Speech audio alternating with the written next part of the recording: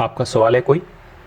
जी, मैं वॉलंटियर हूँ Tata memorial hospital में, जहाँ पर मैं पेशेंट को काउंसल करती हूँ। तो मेरा क्वेश्चन ये है कि जो अंडर रेडिएशन या कीमोथेरेपी वगैरह पेशेंट्स हैं, वो क्या मिलेट आसानी से हजम कर सकते हैं, खा सकते हैं? हाँ, बिल्कुल खा सकते हैं। और ज़्यादातर जो पेशेंट मेरे पास आते हैं, 95% वो इसी हालत में आते हैं, जब सब कुछ हो चुका है और करीब 100 में से 80 लोग जो हैं उनको लोग उम्मीद खो चुके हैं, कुछ नहीं कर सकते हैं, ऐसे लोग आते हैं। और कई तो फोर्थ स्टेज क्रॉस कर चुके होते हैं, और कुछ लोग को तो एम्बुलेंस में आते हैं मेरे घर पर। मैं आपको एक और बताना चाहूँगा केस, जिसमें कि वो पेशेंट को लेकर आए और वो तो ये सोच रहे थे कि क्रेमेटोरियम शायद लेके जाना पड़ेगा, इस हालत में लेकर आए थे। और हमने उनको अंबाली दिया, और जो एडवांस स्टेज की जो कंडीशंस थी, उस केस में हम उनको फर्मेंटेड पॉरेज जो है, फर्मेंटेड दलिया है, वो हम देते हैं, और इससे पेट के अंदर माइक्रोब्स जो हैं वो सही हो जाते हैं। तो ऐसे बहुत सारे केसेस हैं जिसमें ये फ़ायदा हुआ है और उनकी रिकवरी हुई है बहुत अच्छी। ब्लड कैंसर जो है बहुत कॉम्प्लिकेटेड होता है, बहुत मुश्किल होता है उसको ठीक करना। और आप देखिए कि जो सुबह 5 बजे से जो है पेस्टिसाइड स्प्रे करते हैं, पूरे खेत में कर देंगे, पूरे गांव में कर देंगे।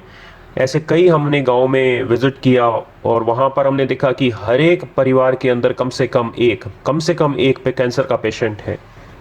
और वो अलग अलग तरह की पेस्टिसाइड्स उसमें स्प्रे करते हैं, और भी कई तरह के कारण होते हैं। वहाँ गांव में हमने देखा कि वो गुटखा वगैरह भी खाते हैं, खासकर उस एरिया में जब हाँ गए तो। कोई जरूरी नहीं है कि एक कारण है, बट कई कारण हो सकते हैं एक साथ। और वो इतने तरह के कैंसर हैं। पंजाब में आप देख लीजिए, जहाँ पर गेहूं इतना ज़्यादा उगाया जाता है, बहुत ज़्यादा उगाया जाता है गेहूं, वहाँ पर फर्टिलाइज़र केमिकल्स वगैरह यूज़ होते हैं, खुले में यूज़ हो रहे हैं, और वो कैंसर होना ही होना है। और बहुत कॉम्प्लेक्स तरह का कैंसर, बहुत कॉम्प्लिकेटेड तरह का कैंसर हो जाता है उनको। और वो सबको हम अंबली देने के लिए बोलते हैं। और बहुत तरह के पेशेंट्स हैं, बहुत पेशेंट्स हैं जिनको कि फ़ायदा हुआ है, और हमें रोज़ इस तरह की कॉल्स आती हैं, बताते हैं लोग कि हमें बहुत फ़ायदा हुआ है। और हमने क्या किया, प्रिंट कर दिया है एक बुक को, 2 पेज की बुक को प्रिंट कर दिया है।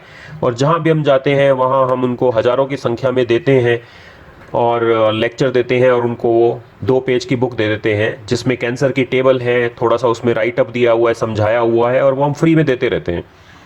और इससे बहुत सारे लोगों को फ़ायदा हुआ है।